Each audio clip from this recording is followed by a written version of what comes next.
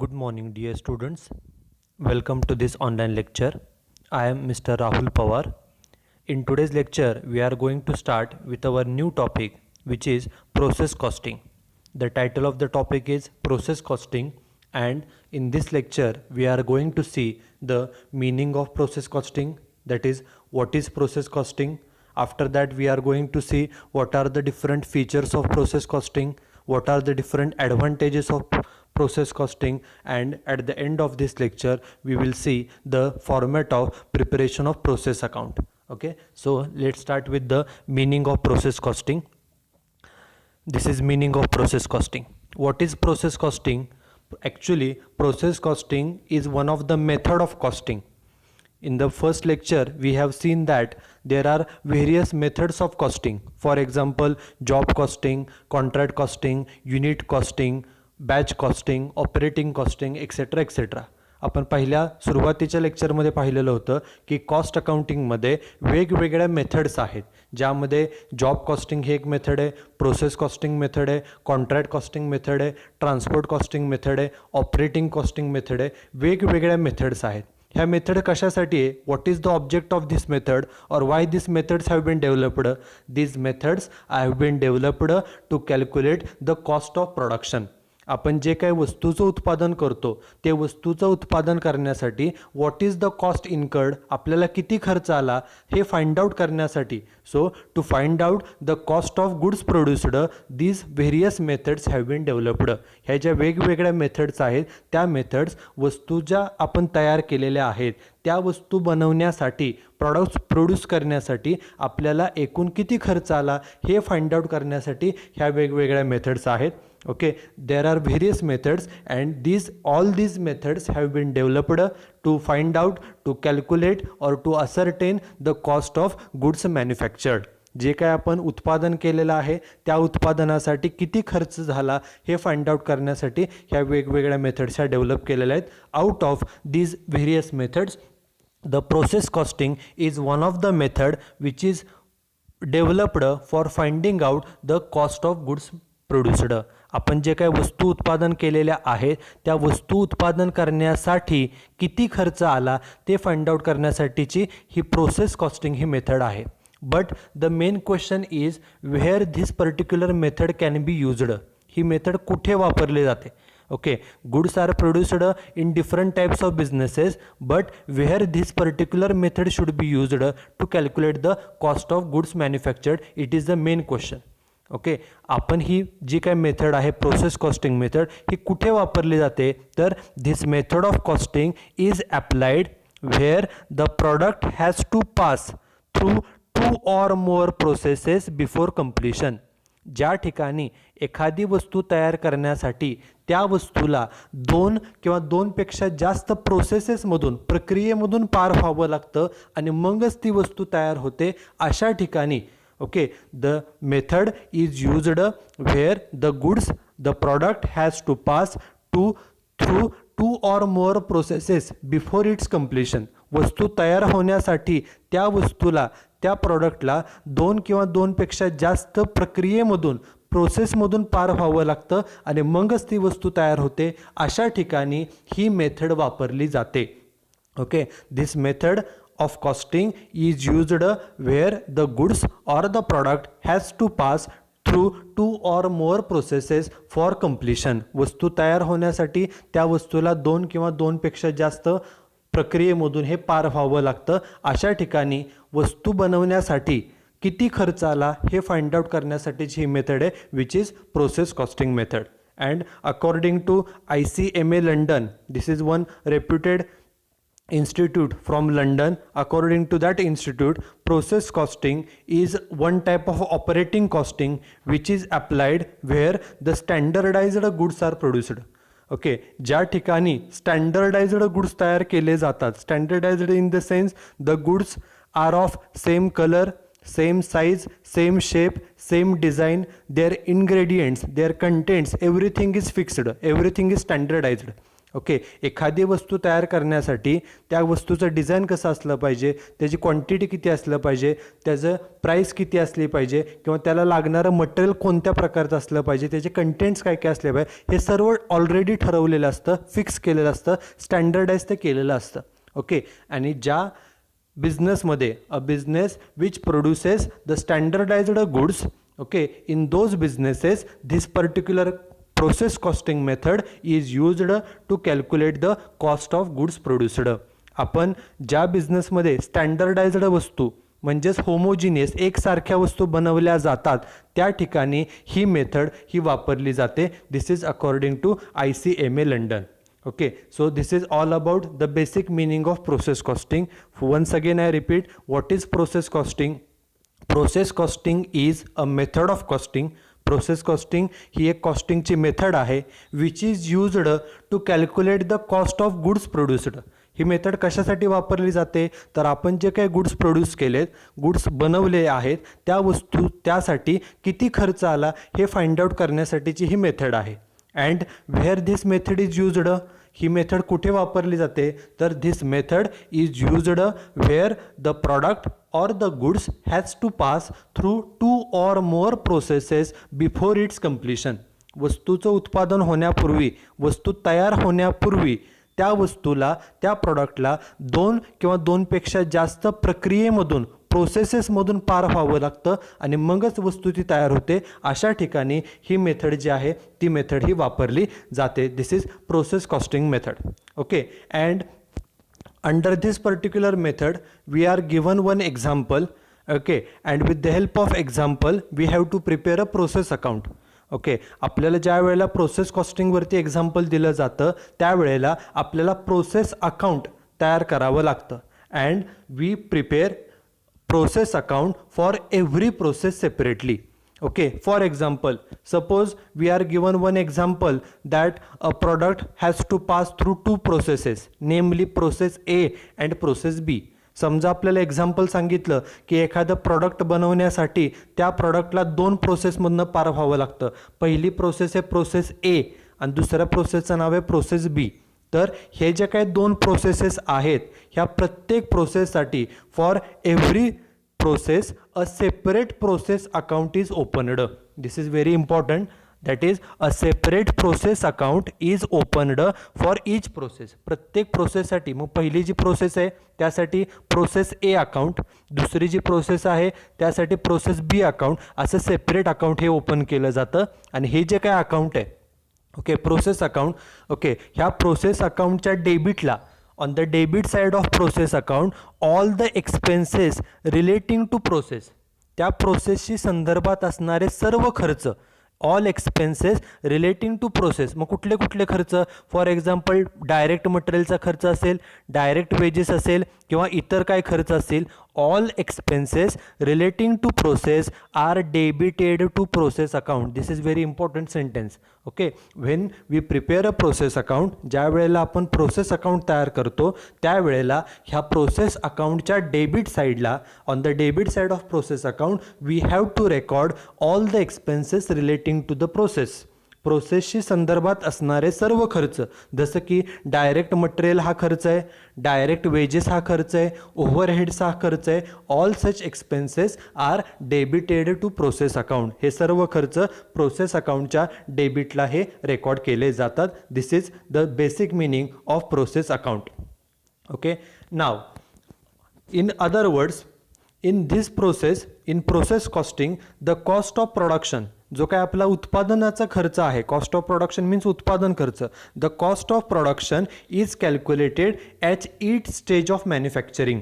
Okay, for example, जे आपण मगाशी एक्झाम्पल पाहिलं की suppose a product has to pass through 2 processes. जर एखाद्या वस्तूला तयार होण्यासाठी 2 प्रोसेसमधनं पुढं जावं लागत असेल, प्रोसेस A आणि प्रोसेस B.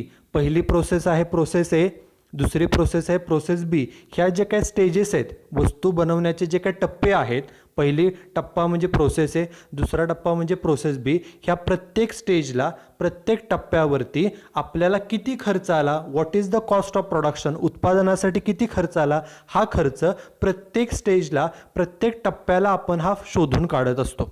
ओके, आणि सर्वात महत्त्वाचं म्हणजे सपोज जे आपण आत्ता एक्झाम्पल घेतलं की प्रोसेस ए ही पहिली प्रोसेस आहे आणि सेकंड प्रोसेस आहे प्रोसेस बी. ह्यामध्ये काय केलं जातं तर सुरुवातीला प्रोसेस एमध्ये वस्तूवरती काम केलं जातं आणि त्यामधून काम झाल्यानंतर the same product are given to the next process. मग त्या दुसऱ्या प्रोसेसवरती त्यावरती काम केलं जाईल.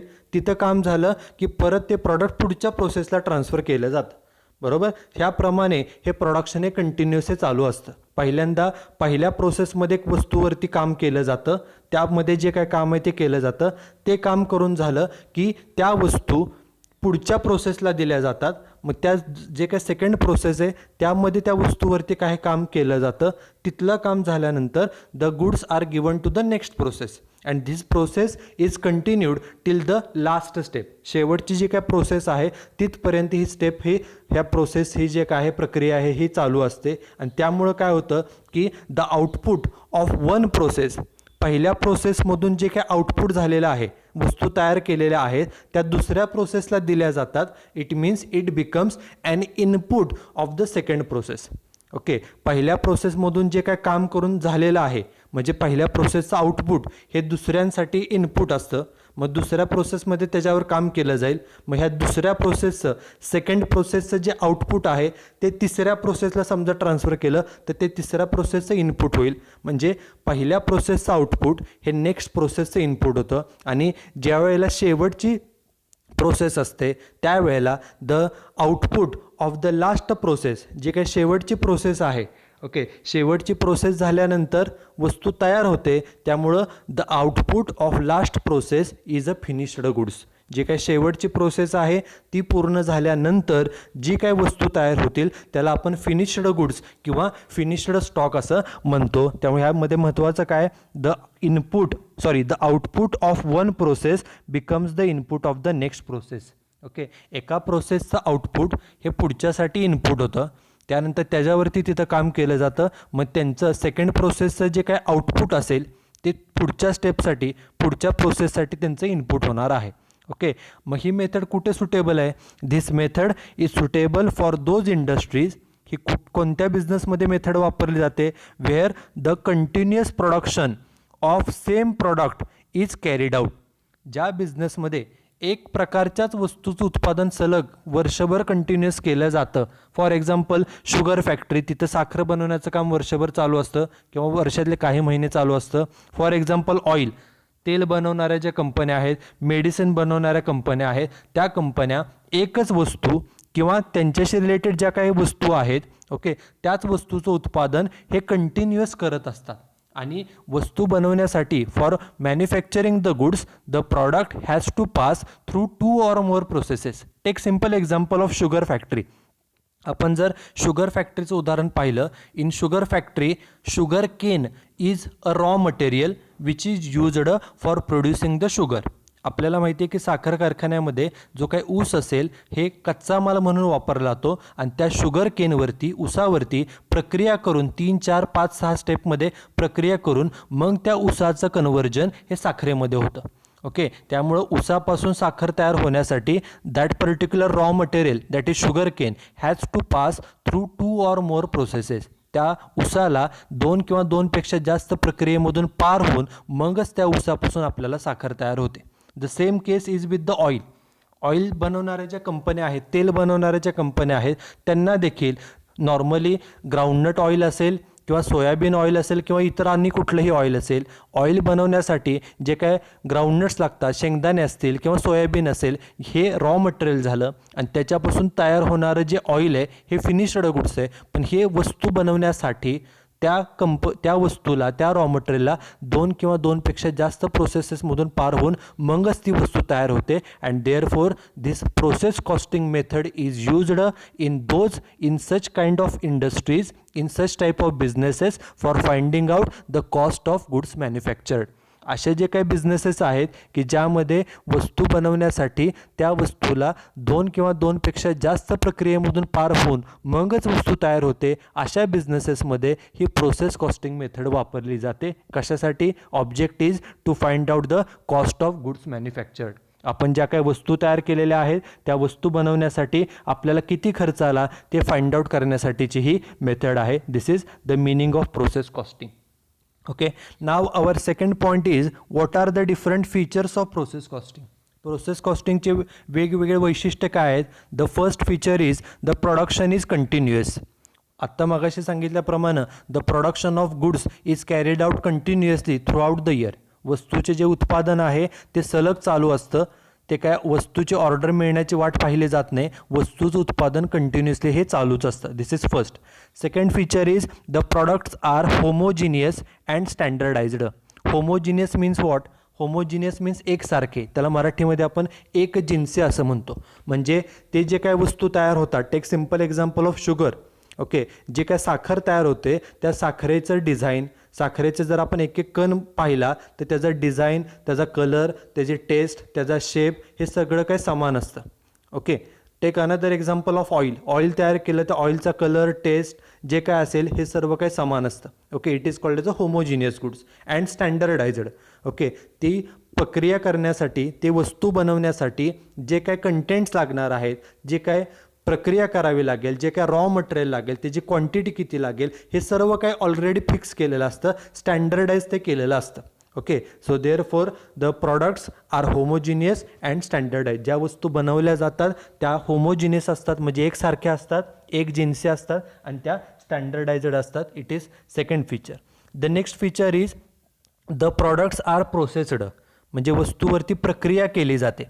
ओके, जे मागाशी सांगितलं की the output of earlier process becomes the input of the next process. जे मगाशी सांगितलं की पहिल्या प्रोसेसचं जे आउटपुट असेल, पहिल्या प्रोसेसमध्ये वस्तूवरती काम केलं जातं, रॉ मटेरियलवरती काम केलं जातं, आणि काम करून ते पुढच्या प्रोसेसला दिलं जातं. म्हणजे पहिल्या प्रोसेसचं जे आउटपुट आहे ते दुसऱ्या प्रोसेसचं इनपुट होतं. मग सेकंड प्रोसेस जे आहे त्यावर त्यांना ज्या वस्तू मिळालेल्या आहेत त्यांच्यासाठीचे जे इनपुट आहे त्या वस्तूंवरती ते काम करतात, आणि काम करून झालं की ते पुढच्या प्रोसेसला ट्रान्सफर करतात. म्हणजे सेकंड प्रोसेसचं जे आउटपुट असेल ते थर्ड प्रोसेसचं इनपुट असणार आहे, आणि ही प्रोसेस शेवटपर्यंत होते. आणि जे शेवटची प्रोसेस आहे त्या लास्ट प्रोसेसचं जे आउटपुट असेल, the output of the last process is a finished goods. शेवटची प्रोसेस झाल्यानंतर त्या शेवटच्या प्रोसेसचं जे काय उत्पादन आहे, प्रोसेस शेवटची आहे, म्हणजे आता वस्तू तयार झाली, म्हणून त्या प्रोसेसच्या आउटपुटला फिनिश्ड गुड्स असं म्हटलं जातं. So this is third feature of process costing, that the products are processed. वस्तूवरती प्रक्रिया केली जाते. This is third. Then the fourth feature is there is always a possibility of process losses. ज्या वेळेला आपण वस्तूवरती प्रक्रिया करतो आणि वस्तू तयार करतो त्यावेळेला त्या प्रोसेसमध्ये, प्रक्रियेमध्ये थोडाफार लॉस होण्याची शक्यता असते. आणि त्याचबरोबर there is always a possibility of production of joint product and by product. आपण जी काही मेन वस्तू तयार करणार आहोत, for example take simple example of sugar factory. The main product of sugar factory is sugar. साखर कारखान्यामध्ये ऊसापासून साखर बनवली जाते, पण ही साखर तयार करत असताना त्याचबरोबर काही इतर वस्तूसुद्धा तयार होतात ॲटोमॅटिकली, इंटेन्शनली ऑर अनइंटेन्शनली. ओके, जसं घरामध्ये आपण ज्या वेळेला दुधापासून, ओके, आपण जेव्हा तूप बनवतो, तूप हे फायनल प्रॉडक्ट आहे, परंतु त्याबरोबर तूप तयार करण्याबरोबर त्याबरोबर इतर जसं की ताक असेल किंवा इतर काही प्रॉडक्ट असेल हे सुद्धा ॲटोमॅटिकली तयार होतात. आपण दुधापासून पहिल्यांदा लोणी बनवतो, लोण्यापासून तूप बनवतो. सो तूप हे फायनल प्रॉडक्ट आहे, पण त्याबरोबर फायनल प्रॉडक्ट बरोबर आपल्याला ताक हे एक इतर प्रोडक्टसुद्धा तयार होतं. तसंच प्रोसेस कॉस्टिंगमध्ये देखील मेन प्रोडक्ट तयार करत असताना, शुगर तयार करत असताना फॉर एक्झाम्पल, त्या शुगरबरोबर इतर काय प्रोडक्ट, ओके, फॉर एक्झाम्पल मळी असेल त्याला मोलॅसिस असं म्हटलं जातं. ओके, किंवा अजून काय प्रॉडक्ट असेल मिथेनॉल, ह्या वस्तूसुद्धा ॲटोमॅटिकली त्याबरोबर तयार होतात. त्याला जॉईंट प्रॉडक्ट किंवा बाय प्रॉडक्ट असं म्हटलं जातं. आणि नॉर्मली प्रोसेस कॉस्टिंगमध्ये there is always a possibility of production of joint product and by product. प्रोसेसमध्ये अशा वस्तू ह्या नेहमी ह्या तयार होत असतात. Then next feature is the problem of valuation of work in progress arises. Okay, process कॉस्टिंगमध्ये for example there are always certain number of units which are going on in the factory. Okay, the work is going on in the factory and the work is not eight completed. काही वस्तू अशा असतात त्या वस्तूंवरती काम चालू असतं, त्या अजून पूर्ण झालेल्या नसतात, त्यामुळं त्याला वर्क इन प्रोग्रेस आपण म्हणतो. मग त्या वस्तूंची किंमत किती, व्हॅल्युएशन किती, तो नेहमी हा प्रॉब्लेम हा प्रोसेस कॉस्टिंगमध्ये येतो. This is fifth. And the last feature is the average cost per unit. एका वस्तूची किंमत कशी फाइंड आउट केली जाते? Average cost per unit. The formula is total cost divided by total quantity produced. आपल्याला जो एकूण खर्च आलेला आहे, खर्च अमाऊंटमध्ये येतो, तो खर्च घ्या, त्याला भागिले एकूण क्वांटिटीने डिवाइड करा, आपल्याला पर युनिट कॉस्ट ही मिळते. एका वस्तूची कॉस्ट आपल्याला ह्याप्रमाणे मिळते. These are the different features of process costing. Now we will see the some of the advantages of process costing. Process कॉस्टिंगचे फायदे काय काय आहेत? The first main advantage is the average cost can be easily calculated. आत्ताच आपण formula पाहिला, cost per युनिटचे formula काय? Total cost divided by total quantity. So average cost per unit can be easily calculated. Second advantage is cost R calculated at the end of a particular period. आपण जो खर्च झालेला आहे तो खर्च आपण प्रत्येक ठराविक कालावधीसाठी फाइंड आउट करू शकतो. म्हणजे दर महिन्याचा खर्च फाइंड आउट करता येऊ शकतो, दर आठवड्याचा खर्च फाइंड आउट करता येऊ शकतो, दर 3 महिन्याचा क्वार्टरली आपल्याला एक्सपेंडिचर पण फाइंड आउट करता येतो. So it is one another advantage that we can calculate the cost periodically. आपल्याला पिरियॉडिकली खर्च कॅल्क्युलेट करता येतात. This is one another advantage. Third advantage is it requires less clerical work. Clerical काम हे कमी आहे. Then the next advantage is the cost data is available for each process and each department. Okay, मगाशी जसं सांगितल्याप्रमाणे in process costing we prepare a separate process account for every process. प्रत्येक प्रोसेससाठी separate account maintain केलं जातं आणि त्या process अकाउंटच्या डेबिटला on the debit side of process account all expenses relating to process are recorded. त्या प्रोसेसशी संदर्भात असणारे सर्व खर्च हे प्रोसेस अकाउंटच्या डेबिटला रेकॉर्ड केले जातात. त्यामुळं we get the detailed expenditure of every process. प्रत्येक प्रोसेससाठी कोणकोणता किती किती खर्च आला हे सर्वाची आपल्याकडे माहिती असल्यामुळं it helps in exercising the control, managerial control over the expenses of every process and every department. आपल्याकडं सर्व प्रोसेसचे, सर्व डिपार्टमेंटचे खर्च एकत्रित असल्यामुळं आपल्याला त्या खर्चावरती मॅनेजरियल कंट्रोल, मॅनेजमेंट त्या खर्चावरती कंट्रोल हे सहजपणे करू शकतं. This is one another advantage. And last advantage of process costing is process costing helps in submitting the tenders and quotations.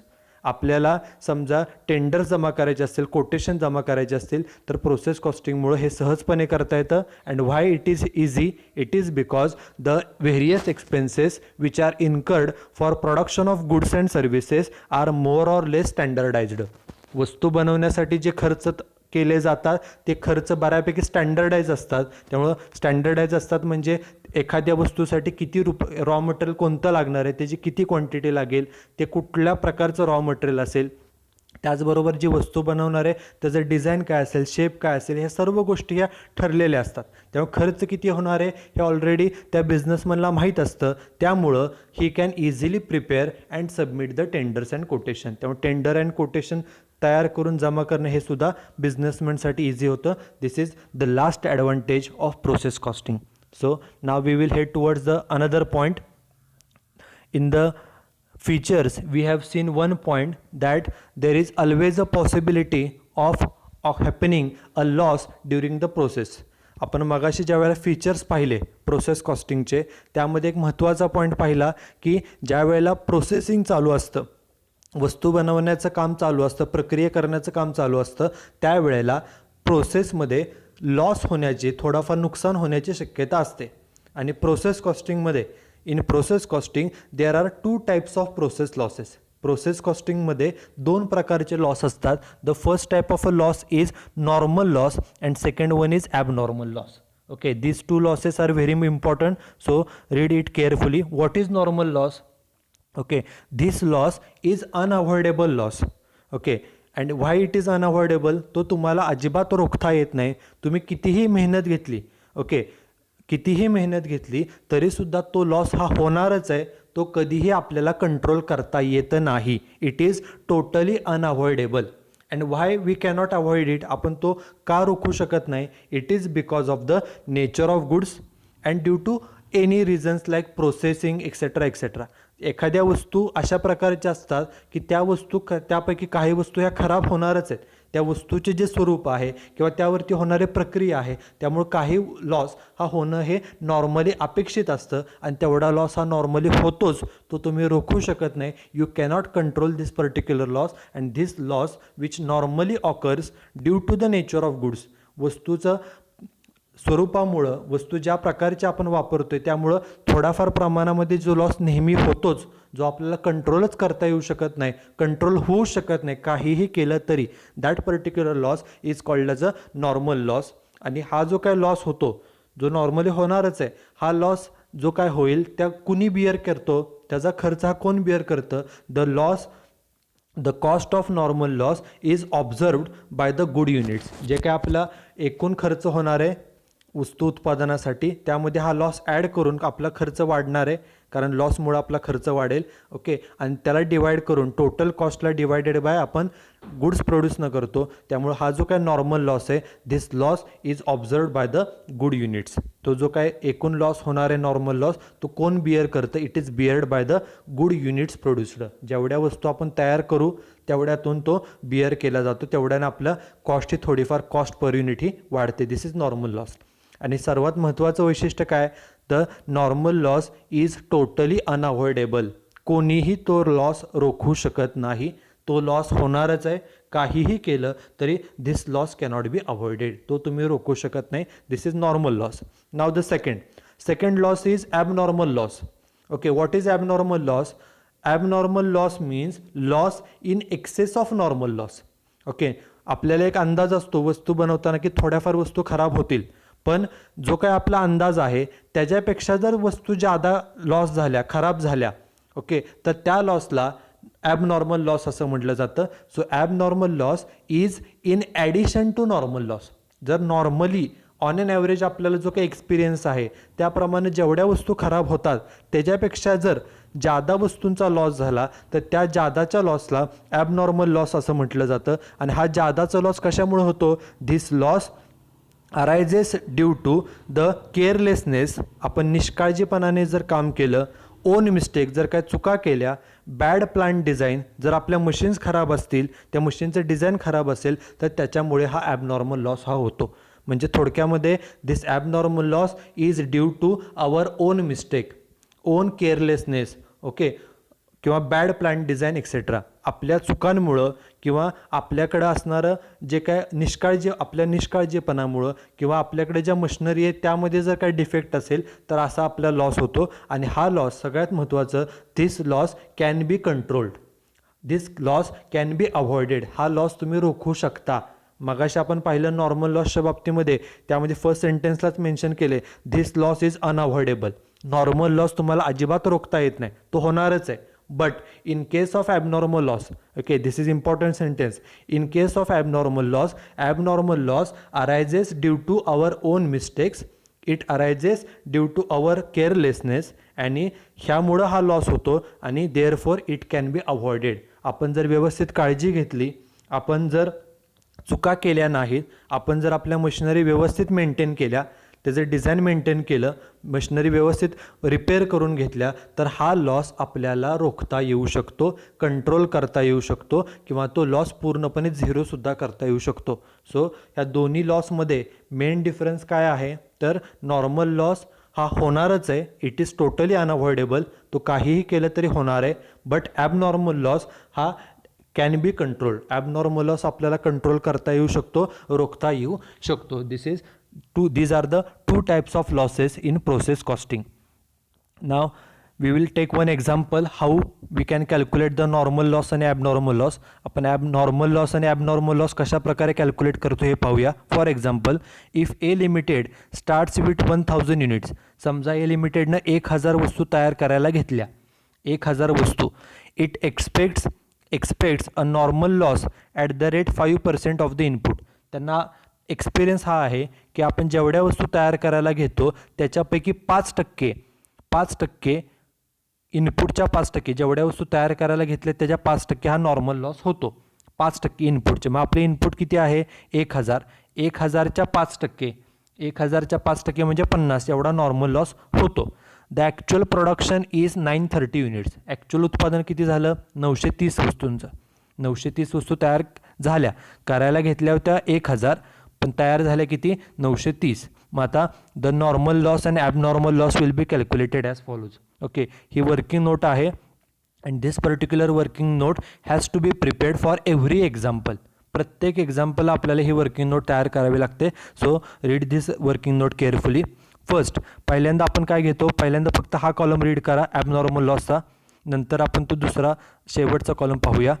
आपण सुरुवातीला घ्यायचं युनिट्स इंट्रोड्युस्ड. आपण किती वस्तू तयार करायला घेतलेल्या होत्या? तर 1000, म्हणून तिथे लिहिलं 1000. बरोबर, एवढ्या वस्तू तयार करायला घेतल्या. त्यातनं लेस नॉर्मल लॉस, लॉसमुळं उत्पादन कमी होणार आहे म्हणून ते लेस केलं. पहिल्यांदा लेस करायचा नॉर्मल लॉस. किती टक्के सांगितलं आहे? 5% ऑफ इनपुट, म्हणून नॉर्मल लॉस @5%. 1000 वस्तू करायला घेतल्या, त्याच्यापैकी 5% म्हणजे किती? 50. बरोबर, 1000च्या 5% 50. वजाबाकी केली, वजाबाकी खाली आली, 1000मधून 50 गेले, राहिलं किती? 950. It is expected production. त्याला एक्सपेक्टेड प्रोडक्शन असं म्हटलं जातं. म्हणजे 1000 वस्तू तयार करायला घेतल्या, त्यापैकी नॉर्मली ऑन एन ॲव्हरेज 50 खराब होतात, म्हणजेच 950 तरी प्रोडक्शन झालं पाहिजे. It is called as a expected production. एवढं तरी प्रोडक्शन झालं पाहिजे असं एक्सपेक्टेड आहे, अपेक्षित आहे. And this expected production is compared with the actual production. हे जे काय अपेक्षित उत्पादन आहे, एवढं उत्पादन झालं पाहिजे, त्याचं कंपॅरिझन करायचं ॲक्च्युअल प्रोडक्शन बरोबर. म्हणून नेक्स्ट लाईनला घेतलं ॲक्च्युअल प्रोडक्शन, आणि आपलं ॲक्च्युअल प्रोडक्शन किती आहे बघा? 930, म्हणून ते घेतलं 930. आणि आता आपण कंपॅरिझन करायचं. आपल्याला एक्सपेक्टेड होतं 950 वस्तू तयार होतील, पण ॲक्च्युअली वस्तू झाल्या किती? फक्त 930. म्हणजे एक्सपेक्टेडपेक्षा उत्पादन आपलं ॲक्च्युअल प्रोडक्शन कमी झालं. कितीनं कमी झालं? 20नं. आपलं उत्पादन कमी झालं म्हणजे हा लॉस आहे. लॉस दोन प्रकारचे, एक नॉर्मल आणि दुसरा ॲबनॉर्मल. नॉर्मल लॉस हा इथं झालेला आहे, म्हणजे हा जो लॉस असणार आहे तो असणार आहे ॲबनॉर्मल लॉस. ओके, त्यामुळं आपल्या इथं नॉर्मल लॉस किती आलेला आहे? नॉर्मल लॉस आलेला आहे 50, आणि ॲबनॉर्मल लॉस किती आलेला आहे? तर 20 वस्तूंचा आलेला आहे. Okay, so this is how we calculate the normal loss आणि ॲबनॉर्मल लॉस. अशा प्रकारे आपण नॉर्मल लॉस आणि ॲबनॉर्मल लॉसचं कॅल्क्युलेशन करतो. आता लास्ट कॉलम बघा, हेच एक्झाम्पल आहे, फक्त एक फिगर चेंज केलेले, त्यावरून एक नवीन कन्सेप्ट कळेल. सुरुवातीला युनिट्स इंट्रोड्युस्ड जे एक्झाम्पलमध्ये सांगितले तेच घेतलेत 1000. त्यातून पहिल्यांदा नॉर्मल लॉस किती त्यांनी सांगितले वजा करायला? 5% इनपुटच्या. 1000 वस्तू करायला घेतल्या, त्याच्या 5% म्हणजे 50, तेवढ्या वजा केल्या, म्हणजे एक्सपेक्टेड प्रोडक्शन किती आलं? 950. 1000 वस्तू तयार करायला घेतल्या, त्यापैकी 50 खराब होतात, म्हणजे 950 तरी उत्पादन झालं पाहिजे. It is expected production. आणि जे एक्सपेक्टेड प्रोडक्शन आहे त्याचं कंपॅरिझन आपण ॲक्च्युअल बरोबर करतो. सपोज मगाशी ॲक्च्युअल एक्झाम्पलमध्ये ॲक्च्युअल प्रोडक्शन 930 सांगितलेलं आहे, बरोबर, पण सपोज हे ॲक्च्युअल प्रोडक्शन 960 झालं फॉर एक्झाम्पल. आपल्याला एक्सपेक्ट किती होतं? 950. हे एक्सपेक्टेड होतं. ॲक्च्युअल किती झालं? 960. हा कॉलम आता पूर्ण पाहू नका. ओके, फक्त दोनच कॉलम बघा, पर्टिक्युलर्स आणि ॲबनॉर्मल इफेक्टिव्हनेस. सुरुवात केली 1000 वस्तूंनी, नॉर्मल लॉस 50, म्हणजे एक्सपेक्टेड प्रोडक्शन आहे 950, बरोबर. त्याचं कंपॅरिझन केलं ॲक्च्युअल बरोबर. सपोज ॲक्च्युअल प्रोडक्शन 960 आहे. मग आता इथं काय होईल? अपेक्षा होती 950 वस्तू तयार करण्याची, पण वस्तू ॲक्च्युअली झाल्या किती? 960. अपेक्षेपेक्षा, एक्सपेक्टेडपेक्षा आपलं उत्पादन जादा झालं. कितीनं जादा झालं आहे? तर 10नं. आपलं जेवढी अपेक्षा होती त्याच्यापेक्षा उत्पादन 10 वस्तूनं जादा झालं. जादा झालं म्हणजे हा फायदा आहे, आणि हा जो काही बेनिफिट आहे, जादा उत्पादन झालं, त्या फायद्याला म्हटलं जातं abnormal effectiveness. Okay, so this is new concept. Abnormal effectiveness he Naveen concept आहे. ॲबनॉर्मल इफेक्टिव्हनेस कधी येतं? तर इथं लास्ट लाईनला सांगितलं बघा, if actual production is more than expected production. जेवढी तुम्हाला अपेक्षा होती, एक्सपेक्टेड होतं उत्पादनाची, त्याच्यापेक्षा जर ॲक्च्युअल उत्पादन जादा झालं. अपेक्षा इथं किती होती तुम्हाला? 950 वस्तू तयार करण्याची, पण ॲक्च्युअली उत्पादन किती केलं? तर 960. 10नं उत्पादन जादा झालं. जेवढं उत्पादन जादा झालेलं आहे, इट इज ॲबनॉर्मल इफेक्टिव्हनेस. हा ॲबनॉर्मल इफेक्टिव्हनेसचा फायदा आहे, म्हणून ह्याला ब्रॅकेटमध्ये गेन आपल्या माहितीसाठी म्हटलेलं आहे. ओके, त्यामुळं ॲबनॉर्मल इफेक्टिव्हनेस कधी होतं? तर if actual production is more than expected. जसं की आपले पर्सेंटेज बघा, सपोज एक्झाम झाल्यानंतर आपल्याला एक्सपेक्टेड होतं की आपल्याला 70% मिळतील. It is expected 70%. हे आपलं एक्सपेक्टेशन आहे. पण ॲक्च्युअलमध्ये समजा तुम्हाला पर्सेंटेज मिळाले 74, अपेक्षा होती 70ची, पर्सेंटेज मिळाले ॲक्च्युअली किती 74, म्हणजे अपेक्षेपेक्षा 4% जादा मिळाले. हा तुमचा फायदा आहे, त्याला ॲबनॉर्मल इफेक्टिव्हनेस असं म्हणतात. ओके, इथं सुद्धा 950 वस्तू उत्पादन होतील असे एक्सपेक्टेड होतं, पण ॲक्च्युअल त्याच्यापेक्षा जादा झाल्या. कितीने जादा झाल्या तर 10 वस्तू जादा तयार केल्या. त्या जो काय फायदा आहे त्याला ॲबनॉर्मल इफेक्टिव्हनेस असं म्हटलं जातं. Okay, so this is one example on calculation of normal loss, abnormal loss आणि abnormal effectiveness. Now this is the last part of today's lecture. आजच्या लेक्चरचा शेवटचा पार्ट आहे. This is the format of process account. आपल्याला ज्या वेळेला example विचारलं जातं त्यावेळेला आपल्याला प्रोसेस अकाउंट तयार करायचं असतं. This is process account. At the centre we write process account. Okay, we have to prepare 6 column. First column is particulars, this is debit side and this is credit side.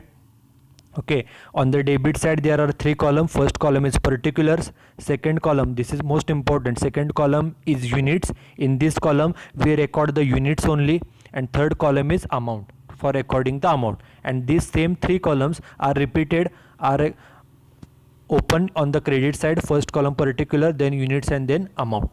Okay, so this is the format. Now this is the debit side, and as I said in the earlier that all expenses relating to process, जसं की material हा खर्च आहे, wedges हा खर्च आहे, overheads हा खर्च आहे, all expenses are debited to process account. So this is first point. All expenses relating to process are debited to process account. सगळे खर्च, प्रोसेसशी संदर्भात असणारे सर्व खर्च हे प्रोसेस अकाउंटच्या डेबिटला रेकॉर्ड केले जातात. This is first point. Second, there are 2 types of losses. Loss 2 प्रकारचे, मागाशी सांगितलं, एक म्हणजे normal loss and second one is abnormal loss. Okay, मग हे जे काय लॉस आहे आपण 11वीमध्ये शिकलो आहे की लॉस म्हणजे नॉमिनल अकाउंट आहे. बरोबर, लॉस हे नॉमिनल अकाउंट आहे. आणि नॉमिनल अकाउंटचा रूल काय तर debit the expenses and losses. एक्सपेन्सेसला आणि लॉसला काय देतो आपण डेबिट, म्हणून normal loss account debit to process account. Abnormal loss account debit to process account. लॉसला डेबिट द्या म्हणून नॉर्मल लॉसला दिलं डेबिट, ॲबनॉर्मल लॉसला दिलं डेबिट, ह्या लॉसला डेबिट दिलं आणि मग क्रेडिट कशाला द्यायचं तर प्रोसेस अकाउंटला. म्हणजेच काय तर नॉर्मल लॉस असेल किंवा ॲबनॉर्मल लॉस असेल, they are recorded on the credit side of process account. This is very important. Okay, the normal loss, this is second point, normal loss and abnormal loss are credited to process account. आपण खर्च डेबिटला लिहितोय आणि जे 2 losses आहेत, 2 प्रकारचे loss, normal loss आणि abnormal loss, they are recorded on the credit side of process account. It is very important for objective. Okay, हे क्रेडिट साईडला रेकॉर्ड केले जातात. आता लॉस हा क्रेडिट साईडला येतोय, मग लॉसच्या विरुद्ध गेन असतो. लॉस रेकॉर्ड केला क्रेडिट साईडला, मग जो गेन आहे, नॉमिनल अकाउंटचा नियम काय बघा, debit the expenses and losses.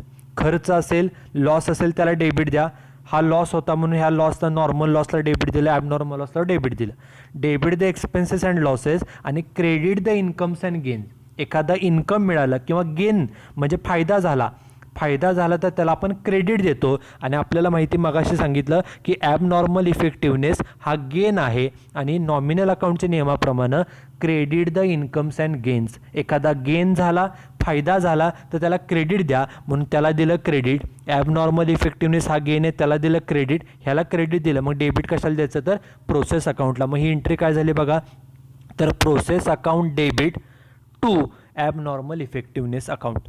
Okay, त्यामुळं इफेक्टिव्हनेस, ॲबनॉर्मल इफेक्टिव्हनेस कोणत्या बाजूला रेकॉर्ड केलं जातं तर डेबिटला. म्हणून हा थर्ड पॉईंट आहे, abnormal effectiveness is debited to process account. It is very important. Loss हा क्रेडिट साईडला रेकॉर्ड केला जातो आणि जो ॲबनॉर्मल इफेक्टिव्हनेस आहे तो it is recorded on the debit side of process account. आणि त्याच्यानंतर हे जेव्हा क्लोज केलं जातं तेव्हा युनिट्स कॉलमची टोटल केली जाते. युनिट्स कॉलममध्ये फक्त मटेरियलची क्वांटिटी येते. ॲबनॉर्मल इफेक्टिव्हनेस किती वस्तू जादा उत्पादन केल्या, जसं मगाशी बघा 1000 वस्तू करायला घेतल्या होत्या, ते मटेरियल इनपुटमध्ये येईल एवढ्या वस्तू करायला घेतल्या. आपलं जादा उत्पादन किती झालं होतं तर 10 वस्तूंचं जादा उत्पादन झालं होतं, ती क्वांटिटी येईल. नॉर्मल लॉसची क्वांटिटी, ॲबनॉर्मल लॉसची क्वांटिटी आणि किती ॲक्च्युली वस्तू तयार झाल्या होत्या तर मगाशी 960 दुसऱ्या उदाहरणामध्ये आणि पहिल्या एक्झाम्पलमध्ये किती घेतल्या होत्या आपण 930. तेवढ्या वस्तू तयार करून पुढच्या प्रोसेसला ट्रान्सफर आपण करतो. म्हणून क्रेडिट साईडला म्हटलं तर by transfer to next process. किती वस्तू पुढच्या प्रोसेसला ट्रान्सफर केल्या, सपोज 930, ती क्वांटिटी युनिट्स कॉलममध्ये आणि अमाऊंट ही अमाऊंट कॉलममध्ये. Okay, so this is the basic format of process account. In today's lecture, we started with the new topic process costing. Firstly, we have seen the meaning of process costing. After that, we have seen the different features of process costing. Then we have seen the different advantages. Then we have seen the two types of process losses. Then in this particular slide, we have seen how to calculate the normal loss, abnormal loss and abnormal effectiveness, and just we have seen the basic format of preparing a process account. So that's it for today's lecture. In the next lecture, we will start with the example of process costing. So thank you very much.